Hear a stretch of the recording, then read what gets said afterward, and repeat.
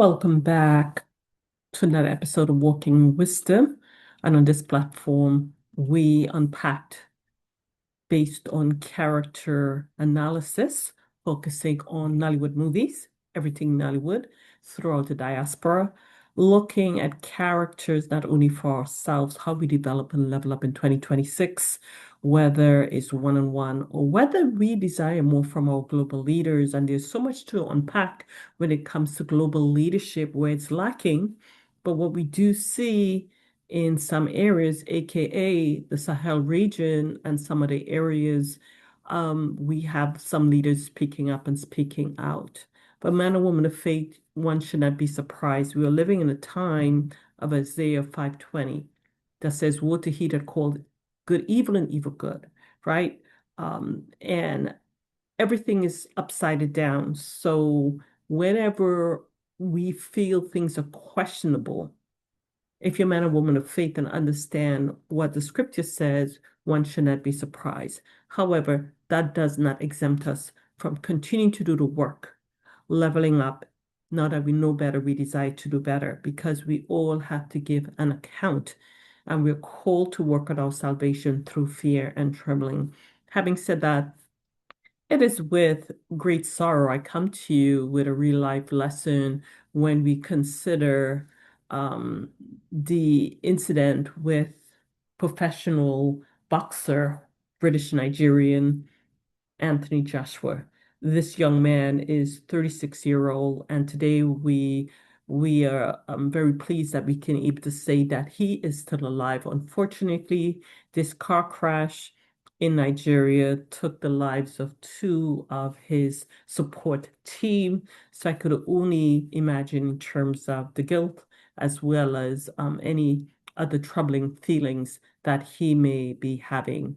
So please keep Anthony Joshua in prayer, and let's keep him up in prayer where he can turn to his Creator, the Most High, and really cast his burdens upon him. This is quite a very heavy burden to carry when it comes to someone so close to you, and unfortunately, it ends with such tragedy. So, for those of you who don't know who Anthony Joshua is, again, he's a 36-year-old British Nigerian professional boxer, a two-time former unified heavyweight world champion, and an Olympic gold medalist. And he's a massive sporting icon, even at this very young age. And he's known for his elite athleticism and deep connection to his Nigerian heritage. So when he conquers and he wins, he decided to return to the motherland, his country of beloved Nigeria. And unfortunately, this occurred a couple of days after his victory over Jake Paul in Miami. And though I'm not a boxing fan, never was, but I keep my ear to the ground in the sports world as well, including the Olympics. This particular picture for me was very troubling, just seeing the height difference and the dominance. Now, that doesn't mean that shorter, smaller men cannot be victorious, but it just gave me pause just seeing the height difference in and of itself is certainly an advantage when it comes to strength, power. The height does make a difference indeed. And so, based on the fight, the entire sports world are in shock. Here you see here some um, headlines coming from Joe Rogan. Some of you may not be aware of Joe Rogan. He's a popular, he was actually on the professional scene, I believe, kickboxing or one of those boxing scenes back in the day. He also had a show.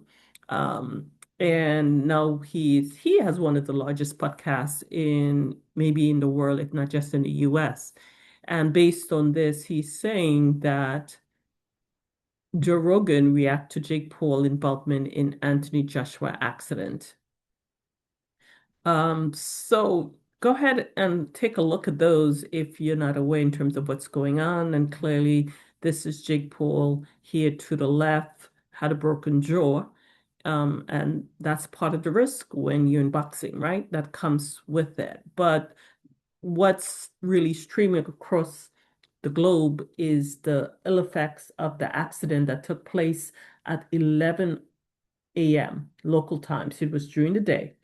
Um, and on the Lagos Abadan Expressway. And this is a major highway, so I would like to think that a highway, the roads are better off than the local streets. And this is in Ogun State. The vehicle, according to reports, family, Joshua was traveling in a black Lexus SUV. So it's an SUV, it's a Lexus, it's not a local car, as part of a two-car convoy. And he was accompanied by a couple of individuals. There was someone else driving based on the reports. And what the early reports are saying is that the tire burst, right? There was a level of speed going on, and in attempting to take over with the level of speed, the tire burst. And who was driving at this point indeed is unknown, at least not available to the media as the making of this particular broadcast. And unfortunately, what I want to present to you is commentary from local Nigerians who know the politics, who knows security, the economy, safety zones, etc., in the country and what they are saying. And then I would like to bring you, in terms of my commentary, from a designated quote unquote third world island in the Caribbean and the roads and safety mechanisms we have in place, and my thoughts coming from a leadership perspective, right? What we know, and again, um, apparently, there were two deaths, including his strength and conditioning coach and personal trainer, who is also a close friend. They both passed at the scene, and many locals are indeed blaming the lack of infrastructure within the Nigerian community. So let's listen to this young man. This is courtesy Fair Use. Fair Use. This is coming from Sister Ivy Anita. Video, so fair use for informational purposes and educational purposes only. Let's listen in. Because Nigeria is a zoo with no laws. Basically, just wild animals everywhere. Every people are just is held together by dental floss. Eh? And I'm saying this because of this whole Anthony Joshua situation. I saw, rest in peace to his friends. Gruesome stuff. But I've seen it so many times. I've seen it so many times that I'm very desensitized to it. And this is so sad when individuals say they are desensitized to a tragedy.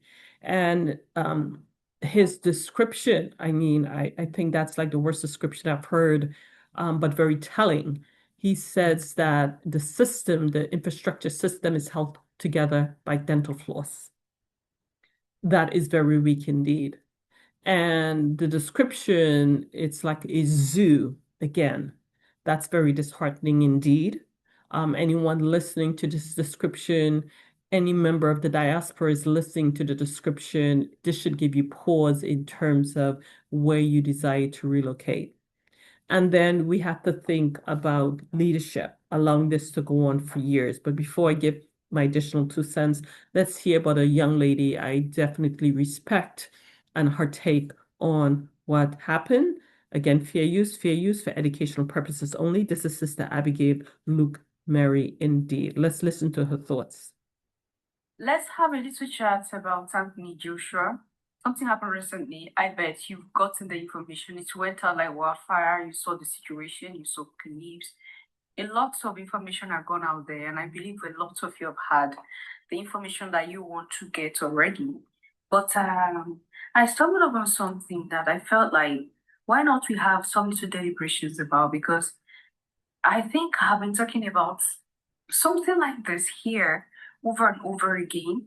And why not we look into the situation in another angle and see that and see if we can get some answers that might be bothering our hearts. Accidents happens, and we cannot rule out that fact that it happens, right?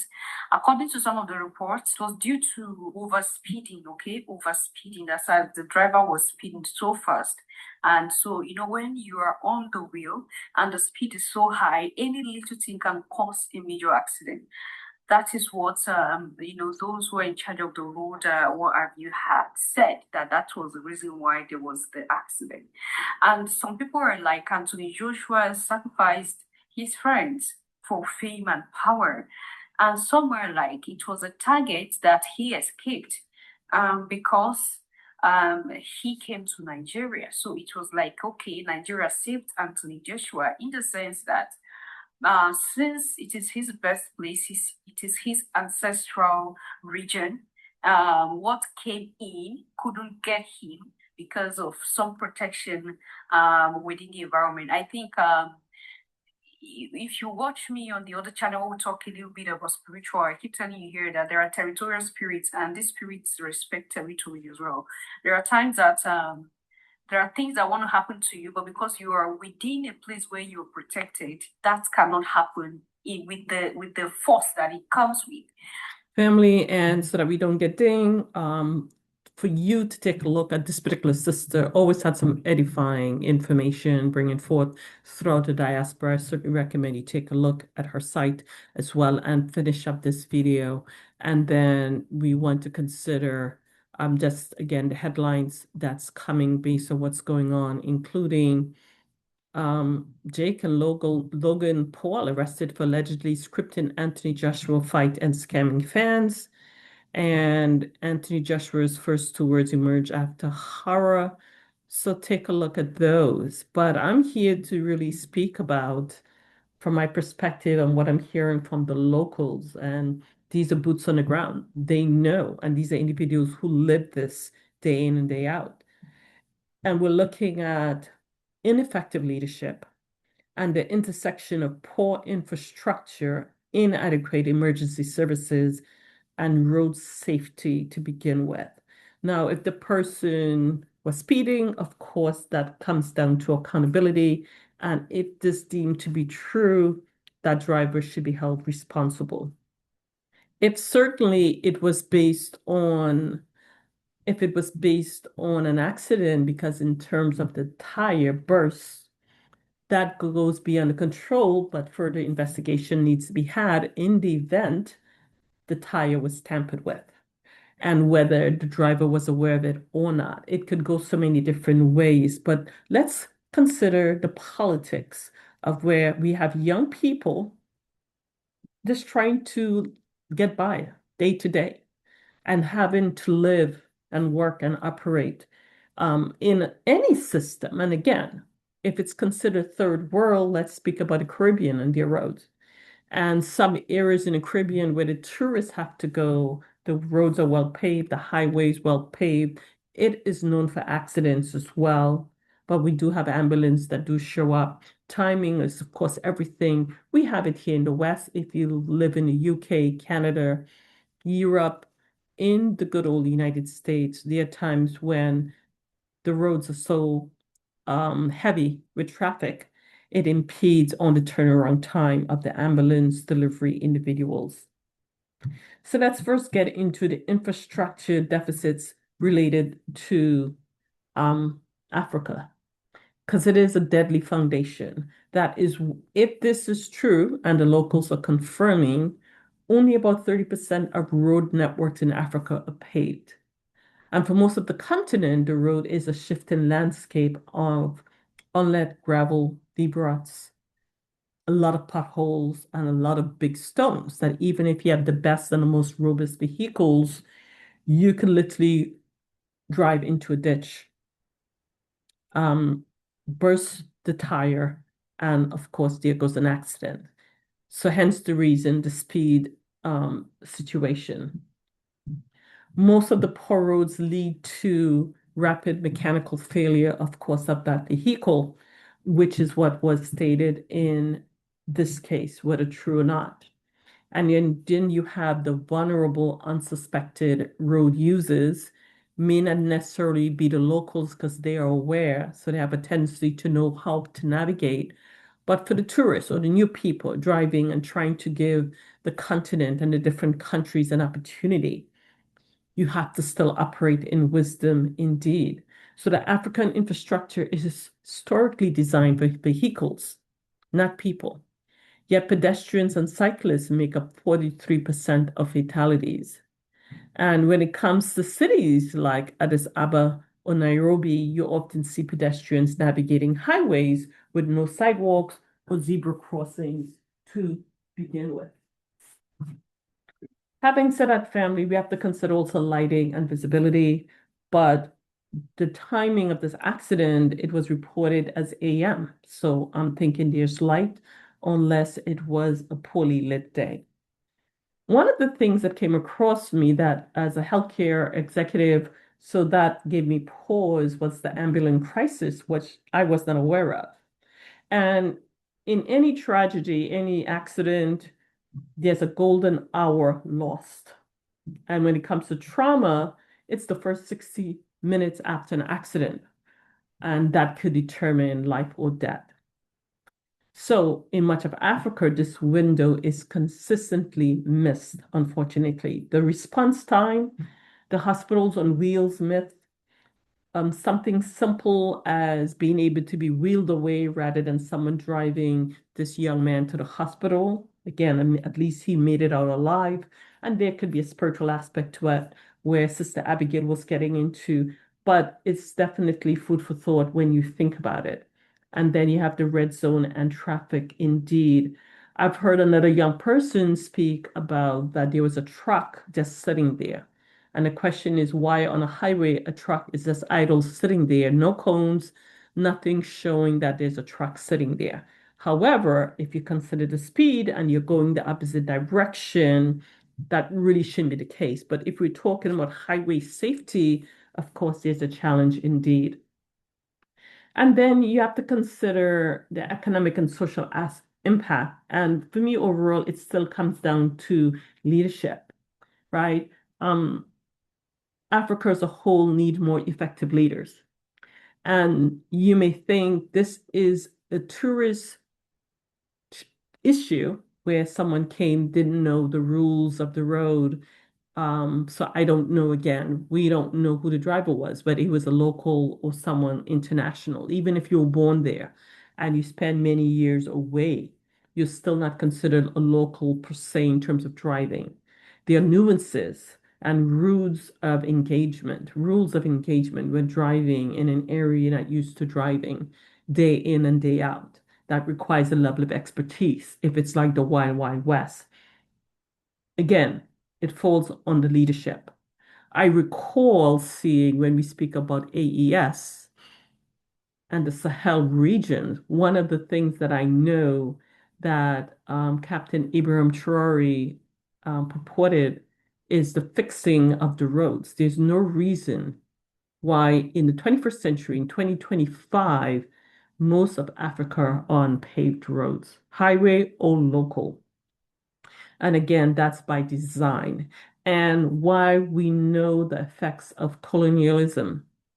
It's about high time. The leaders that you quote unquote vote in, because we know now, if you understand what's going on a global level, leaders are selected, they're not voted in. They are selected, carefully selected out of a small group. And you could have this one or this one, but they have the same agenda. So we need to be mindful of that. And this is the time to remove the scales from one's eyes and understand what's going on in the world that we live in. And part of that is understanding the needs you need to vote in an individual, or even if it's not election, you establish a leader that believes in the local people, that believes in community, that believes in together we achieve more, that understands that your people deserves more. And it really has to come from Generation X, right? Those who have the will, desire, and also have the most to lose when you consider what's going on in the world today. And it's high time, based on this strategy, it's just high time that individuals need to demand more. Something as simple as road safety, just like aviation safety, similar to health safety, should be front and center and should be part of what is automatically considered at any point in time. right? This is equivalent to a nurse not washing her hands. It should be automatic. It should be consistent across the line that hand washing could help prevent infections. And road safety should be a must, starting with the safety of the roads. Now, this is not to say because speeding and accidents take place in the Western nations, right? Because an individual choose to speed or someone choose to drink while driving, intoxicated due to alcohol or drugs, it happens, right? So there's individual accountability as well. But fixing the roads, road safety, ambulance turnaround time, response time, those are some basic mandatory elements that citizens, if you have not been demanding, should demand from the leaders. Otherwise, they shouldn't be leading you. Having said that, it's important that we operate, walk, and maneuver in wisdom. Again, we want to express our heartfelt condolences for individuals who are unsuspected. And we pray that whatever is in the dark comes to light, whatever that looks like, and the families who lost their loved ones find peace based on the questions that they might have at this point in time, because it was supposed to be a joyous occasion. A lot of things are happening in the month of December. Many people talk about sacrifices, etc. So we need to be mindful of that as well. So family, know that we're keeping the families prayed up. My brothers and sisters throughout the diaspora, we keeping you prayed up as you should keep us prayed up. Everyone that's walking the four corners of the earth, if you're man and woman of faith, this is the time to pray and fast and understand that we're living in and working in a battle. And some of it is physical, but the majority is indeed starts with the spiritual. And that means we have to fight it spiritually as well, starting with the faith, understanding who we are and whose we are, understanding the God of Abraham, Isaac, and Jacob, indeed, that it makes a difference. And we need to keep our families throughout the diaspora in prayer. And may Anthony Joshua find peace in whatever questions that he may have. And if it's a time where we have to say justice needs to be served, we pray that justice indeed is served if it comes out that it's not an accident. Family, and if you have not subscribed to Walking in Wisdom, please be sure to do so. We are based on character. We say in the 21st century, character matters, especially if you're a man or woman of faith. We primarily consider Nollywood movies, but sometimes we present you a playlist when it's about real life. And nothing hits real life more than a tragedy that was supposed to be a joyful occasion during this time of the year. So in our real life playlist, we unearth different stories, including this one. So consider being part of our lead group where we put faith first and we walk by faith, not by sight, and we unpack what's going on. And our goal is to build character in 2026, level up and beyond. And if this meets your needs, we ask you to click comment, share your experience, because we want to be edified throughout the diaspora in terms of what went down when it comes to the story, but certainly do the work to get a job done. We thank you so much for listening during this very sad time. And as always, shalom.